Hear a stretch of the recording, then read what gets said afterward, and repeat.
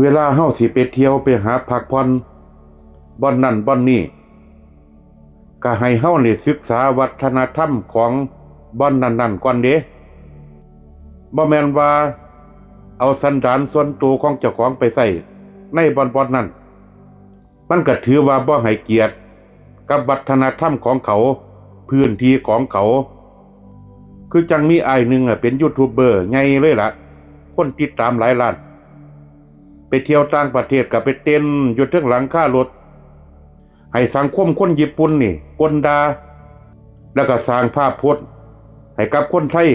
ไว้ในทางที่บ่ดีคิดว่าเจ้าของโกเจ้าของเทผลสุดท้ายเป็นจังไดล่ะบาดที่นี่ไปเบิ่งในคอมเมนต์นี่มีแต่คอมเมนต์ไล่กลับประเทศมันบ่มีคอมเมนต์ที่ว่าชื่นชมจักคนเลยถ้าเฮาถือวัฒนธรรมของเขามาเฮ็ดกับประเทศของเฮาสิพอใจบ่คือจังนักท่องเที่ยวต่างชาติผู้หนึ่งเต้นใส่เสื้อสายเดียวเอามือจับเสียนพระพุทธรูปคนในชาตินี่พึงพอใจบ่เฮาก็บ่มักคือกันฉะนั้นแล้วเฮาไปอยู่สถานที่บ่อนใดให้เฮาจงให้เกียรติกับสถานที่นั้นเป็นสำคัญเจริญพร